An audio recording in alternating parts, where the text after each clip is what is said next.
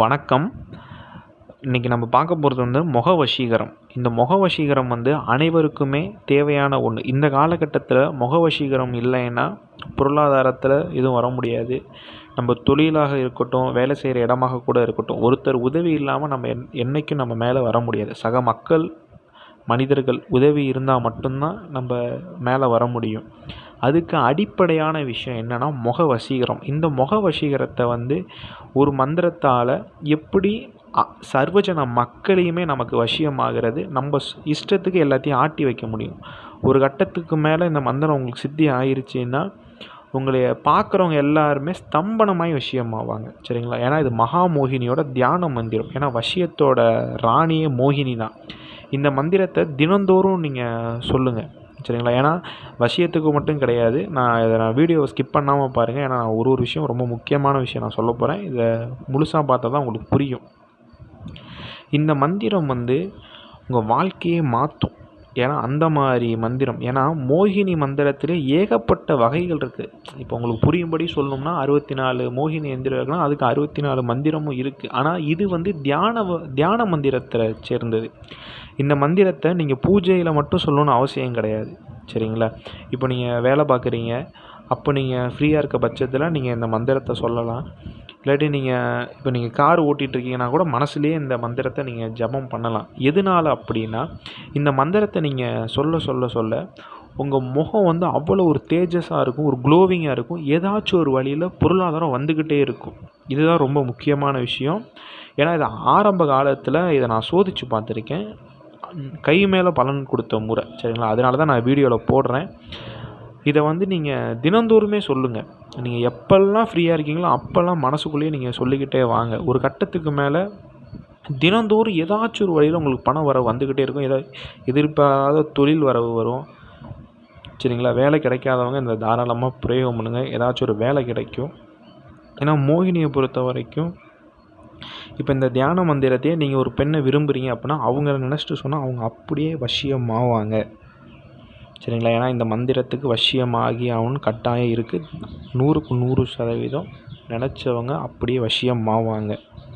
சரிங்களா? இதை நீங்கள் தனிப்பட்ட நபர் மேலேயும் பிரயோகம் பண்ணலாம், தனக்குத்தானே நீங்கள் பிரயோகம் பண்ணிக்கலாம். இந்த மந்திரத்தை நீங்கள் எப்போல்லாம் சொல்லணும்னா பிரம்ம முகூர்த்த வேலையில் சொல்லுங்கள், இரவு வேலையில் சொல்லுங்கள். சரிங்களா? பூஜை பண்ணும்போது நீங்கள் சொல்லுங்கள். அதுக்கப்புறம் நீங்கள் ஃப்ரீயாக இருக்கப்போ நீங்கள் எப்போ வேணால் மனசுக்குள்ளேயே நீங்கள் தாராளமாக சொல்லலாம். நீங்கள் வீட்டில் இருக்கீங்க, ஒரு சும்மா உட்காந்துருக்கீங்கன்னா கூட இந்த மந்திரத்தை மனசார நீங்கள் சொல்லிக்கிட்டே வாங்க, மோகினியை நினச்சி. சரிங்களா? இந்த மந்திரம் நீங்கள் சொல்லும்போது இப்போ நீங்கள் இந்த மந்திரம் நீங்கள் வளர்பிறையில் தொடங்கிட்டீங்கன்னா அப்படின்னா ஒரு கொஞ்ச நாள் மட்டும் அந்த காம சிந்தனைகள் வரும். சரிங்களா? ரொம்பவே வரும். கொஞ்ச நாளில் ரொம்பவே வரும். ஆளை ரொம்ப உருக்கும் அந்த காமத்தில். அதை மட்டும் கொஞ்சம் தவிர்த்து ஒரு 10 நாள் 15 நாள் ரொம்ப ஆள் குடைச்சல் கொடுக்கும் அந்த காமத்தில். அதை தவிர்த்து நீங்கள் வந்ததுக்கப்புறம் உங்கள் லைஃப் எங்கேயோ மாறிடும். சரிங்களா? ஆன்மீகத்துக்குள்ளே போனாவே காமத்தை கடந்து தான் போகணும். சரிங்களா? அது யாராக இருந்தாலும் சரி, நானாக இருந்தாலும் அது ஒன்றும் விதிவிலக்கு கிடையாது. அப்படி காமத்தை கடந்தால் மட்டும்தான் நம்ம அந்த இதை அடைய முடியும். இந்த மந்திரம் சொல்லும்போது இந்த மாதிரி சிந்தனைகள்லாம் வருது அப்படின்னு பூஜையை கைவிட்டுறாதீங்க. இந்த மாதிரி சிந்தனைகள், காம சிந்தனைகள் வந்தால் மட்டும்தான் நீங்கள் பூஜையெல்லாம் கரெக்டாக பண்ணிகிட்ருக்கீங்க, கரெக்டான வழிக்கு போயிட்டுருக்கீங்கன்னு அர்த்தம். சரிங்களா? அதனால நீங்கள் எந்த இது ஆண்களாக இருக்க பட்சத்தில் இரவு வேலைகளில் கொஞ்சம் தீட்டாகும். சரிங்களா? அதெல்லாம் நீங்கள் எதை கண்டு இதாகாதீங்க. நீங்கள் பாட்டுக்கு இந்த மந்திரத்தை சொல்லிக்கிட்டே இருங்க.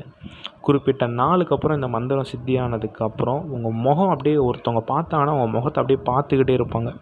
ஏன்னா அந்த அளவுக்கு கடலளவு வசீகரமாக இருக்கும். சொல்ல முடியாத அளவுக்கு ரொம்ப வசீகரமாக இருக்கும். உங்கள்கிட்ட சண்டை போட்டவங்க கூட பேசணும்னு நினைப்பாங்க. எந்நேரமும் உங்கள் சிந்தனையாகவே இருப்பாங்க. எப்படா அவங்க கூட இருக்கணும், பேசலாம், அந்த மாதிரி தாட்லேயே இருப்பாங்க. சரிங்களா? எங்கே போனாலுமே ஒரு 10 பேர் இருந்தால் அந்த 10 பேர்த்துல நீங்கள் தான் கொடிக்கட்டி பறப்பீங்க. உங்கள் பேர் அந்த எல்லாம் இதாக இருக்கும். சரிங்களா? ஏன்னா அந்த அளவுக்கு பவர்ஃபுல்லான மந்திரம். இதை அனைவருமே சோதித்து பாருங்கள். இதை நான் இன்னொரு குறுக்கு வழி சொல்கிறேன். தினந்தோறும் இந்த மந்திரம் இரவு வேளையில் சொல்லும்போது அது உங்கள் இஷ்டம். நீங்கள் பிரம்ம முகூர்த்தத்துலேயும் சொல்லலாம், இரவு வேளைகள்லையும் சொல்லலாம். ஏன்னா வெயிலாக இருக்கப்போ நீங்கள் சொல்லாதீங்க. ஏன்னா வெயில் அடிக்கிறப்போ எந்த மந்திரம் சொன்னாலும் அந்த சூரியன் கிரகிச்சிக்கும். சரிங்களா? அதனால் அந்தி சந்தி வேலையில் சொல்லி பழகிக்கோங்க.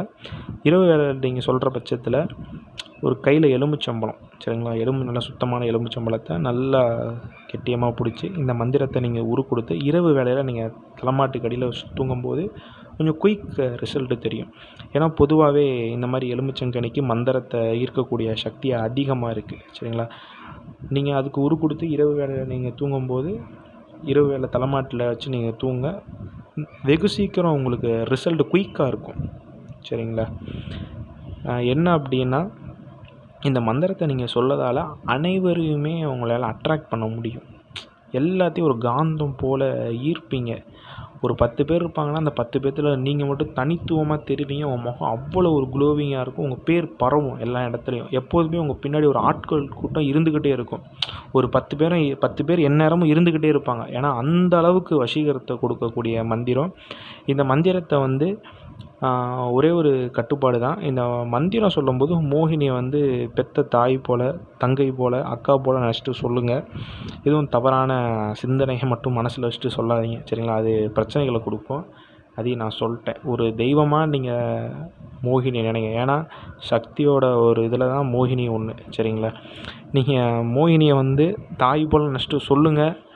இதோட பலன் மலையளவு சரிங்களா.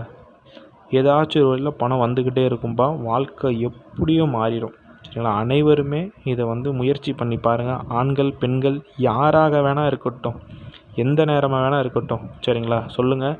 சில பேருக்கு கேள்வி வரலாம், அசைவம் சாப்பிட்டு சொல்லலாம் அப்படின்ட்டு. மந்திரம் சொல்லி முடிச்சுட்டு அசைவம் சாப்பிடுங்க சரிங்களா. அசைவம் சாப்பிட்டுட்டு எந்த மந்திரமே சொல்லாதீங்க. மந்திரம் சொல்லலாம், அசைவம். ஏன்னா மாந்திரிகத்துக்கும் அசைவத்துக்கும் சம்மந்தம் கிடையாது சரிங்களா.